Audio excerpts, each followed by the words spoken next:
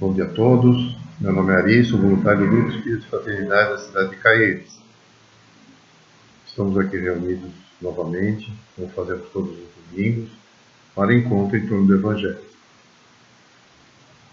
Nesse instante, nós vamos sintonizando com Deus, nosso Pai, Jesus, nosso Mestre, que Deus nos ampare e nos auxilie durante todo este ano, nós possamos estar juntos aqui por muitas e muitas vezes.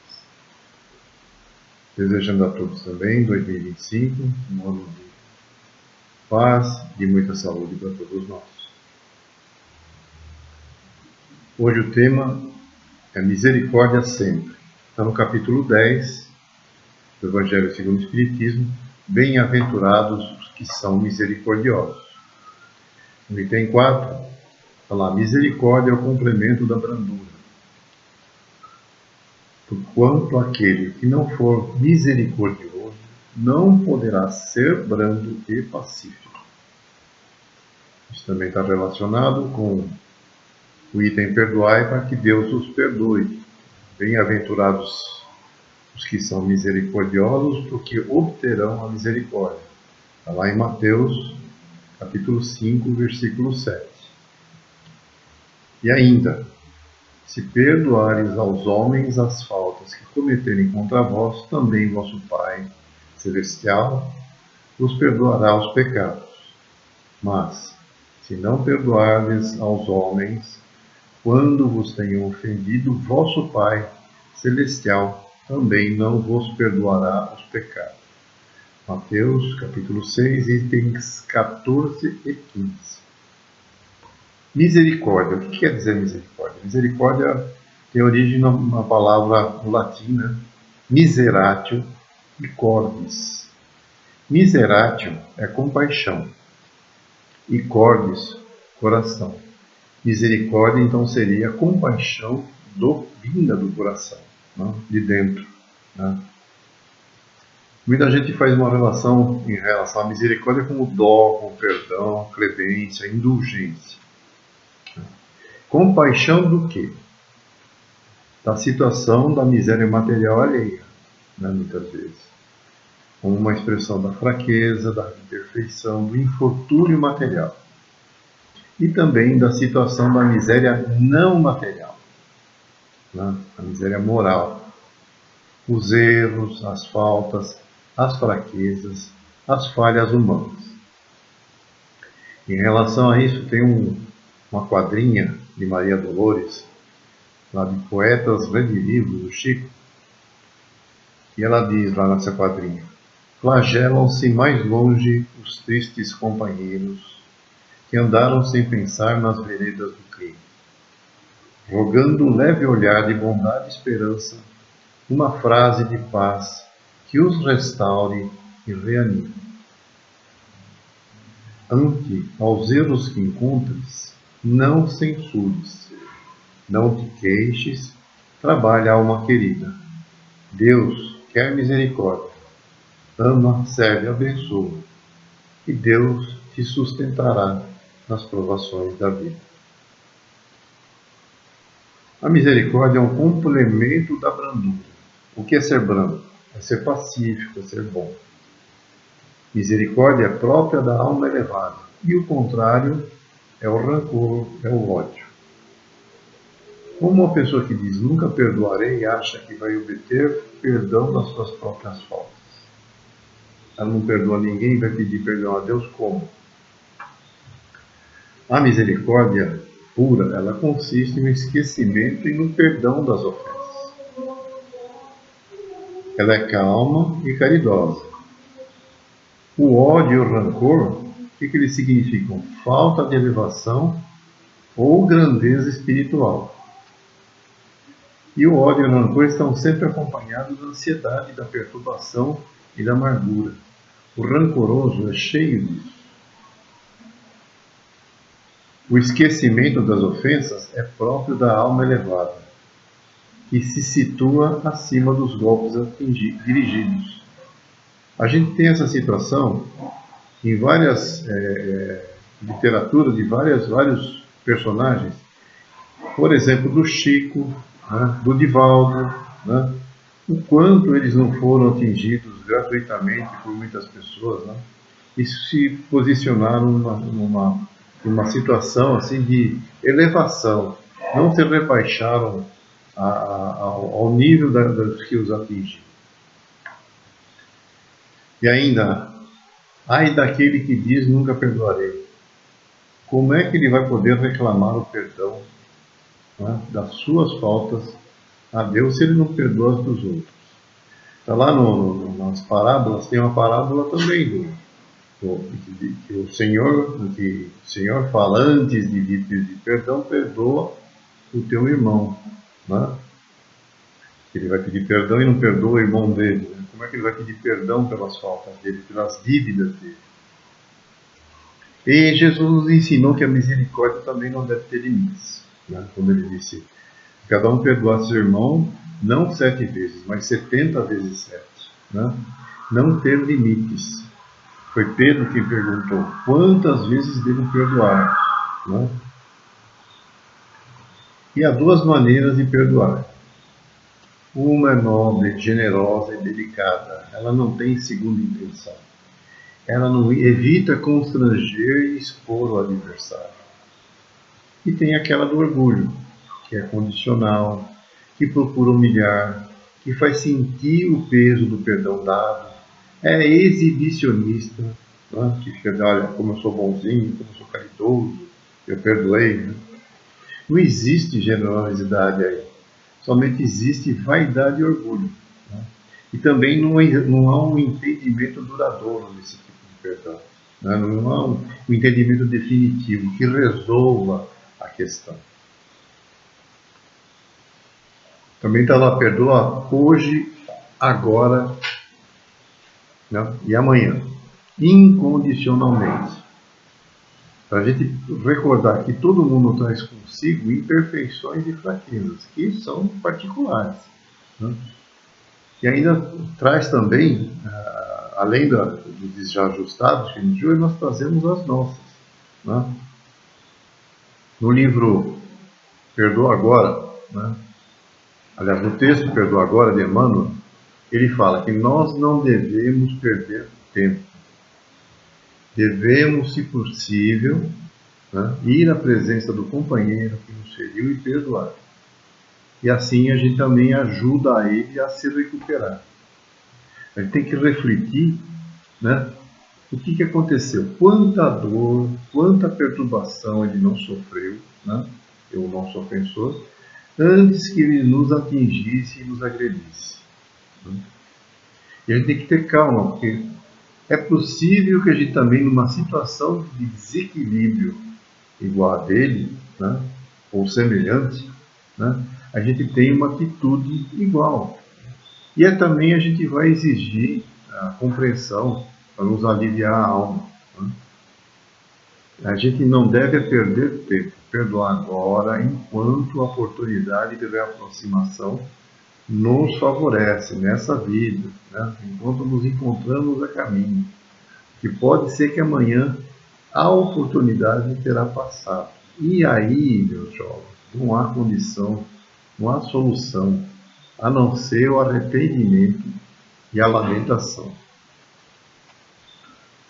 No livro Florações Evangélicas, do Espírito de Joana de Ângeles, ele fala, sim, deves perdoar, perdoar e esquecer.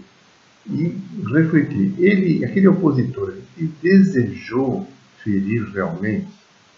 Se sim, perdoa com compaixão e amor.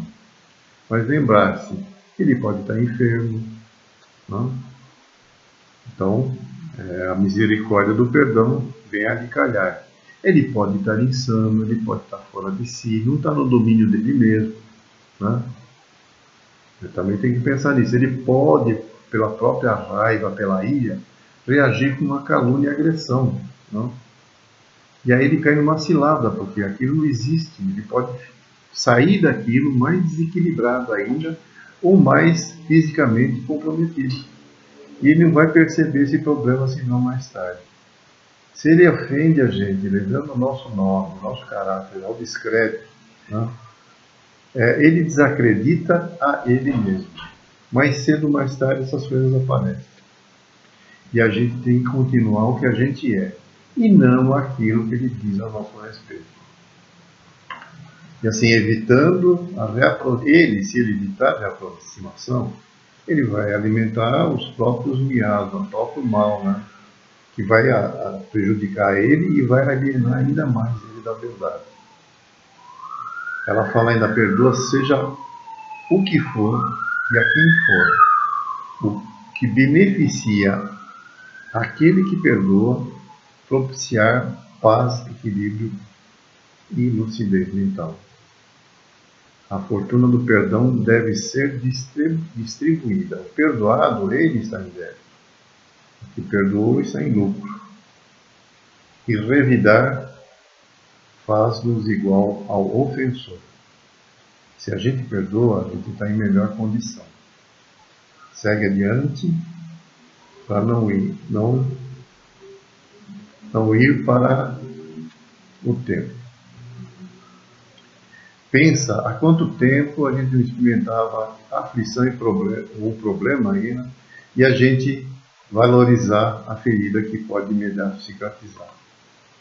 Pensa pelo que se passa contigo. Medita e compreenderás o que ocorre com ele, se colocar no lugar do outro.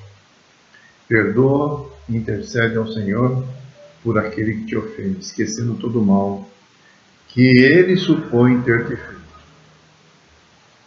Jesus, no texto Misericórdia, sempre, eles falam que Jesus, após haver lançado aquela parábola do bom samaritano, que foi agredido no meio do caminho, e passaram algumas pessoas importantes da sociedade judaica não socorreram, e após ele ter falado sobre o bom samaritano, os apóstolos entram em exame. Os apóstolos, eles gostavam de não discutir, mas eles gostavam de conversar com Jesus sobre o que eles haviam entendido, né, dos personagens da narrativa. E lógico, eles traçavam reprovação de alguns deles, quanto a algum comportamento de alguns. Né? Mas Jesus continuou o ensinamento, né? E ele fala que em verdade a lição de misericórdia tem raízes profundas. E ele fala, né? Quem passasse com amor no coração na estrada e testemunhasse aquilo que havia acontecido, ele aí iria encontrar motivos, né, para compreender e auxiliar. Além do samaritano que necessitava de socorro, é lógico, né, que era vítima, a pessoa que testemunhasse, ela ia se apiedar também do sacerdote, do levita. Porque eles estavam mergulhados no egoísmo, na obsessão do egoísmo, e iam precisar de compaixão. Ele ia ser simpático também com o hoteleiro, né? Porque ele ia endereçar pensamento de bondade que sustentassem ele no exercício da profissão, do seu negócio. Né? Ele também ia se compadecer dos malfeitores, orando por eles, para que eles refletissem, né, e pensassem naquilo que eles haviam feito. Né? Ampararia, e também é lógico, né, ampararia a vítima, né? No caso, o samaritano. Né? E finaliza diante dos apóstolos que estavam julgando o comportamento de cada um, ele falava, para Deus todos somos filhos abençoados e eternos, mas enquanto a misericórdia não se nos fixar nos domínios do coração, em verdade não teremos atingido o caminho da paz e do reino do amor. Sobre a história da misericórdia, tem uma historinha que eu sempre conto e que eu gosto. Né? Para a gente lembrar, a misericórdia também era um nome de um punhal. Né? Os cavaleiros da época medieval, que saíam em luta, etc. e tal, eles traziam esse punhal, que chamava misericórdia, e era uma ferramenta que servia para matar o adversário, o golpe de misericórdia. Como se isso fosse um benefício, fosse trazer um benefício. fosse aliviar o sofrimento. Era a ideia que eles tinham desse punhal chamado misericórdia. E tem a história que eu vou te contar, que é a história do bombardeiro inglês, né, americano, né, na Segunda Guerra, em dezembro de 43, era chamavam de B-17, né, e tinha o nome de o Velho Bar, né, e pelo tamanho, né, e o encontro que se fazia. E ele decolou da Inglaterra, né, com uma missão de bombardear um campo de aviação lá em Bremen, né, no meio da Alemanha. E nesse avião tinha um tenente americano chamado Charlie Brown. Né? E aí, sobre Bremen, né, na Alemanha, eles saíram da Inglaterra, atravessaram o Mar do Norte, né, pelo Atlântico, até a Alemanha. Eles fizeram um bombardeio, cumpriram a missão deles, né? Alguns foram derrubados, né? Porque os alemães também combatiam os ingleses, os aliados, como inimigo, deixava morte e destruição, né?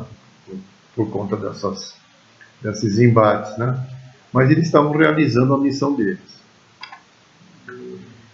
E essa missão desse avião foi realizada com sucesso, né? Ela completou a missão do bombardeio, mas ela foi danificada, né? Que as baterias antiaéreas reagiam, né, e por um milagre, só por um milagre, ele continuava voando. Um tripulante morreu e 6 estavam gravemente feridos. O próprio tenente tinha sido atingido, o nariz do avião sofreu dano, né? Ele estava com vários buracos na fuselagem, ele voava realmente por milagre, né? Tinha buraco por toda parte. Ele chegou até a desmaiar, durante o ataque, mas ele se recuperou, estabilizou o avião e continuava voando.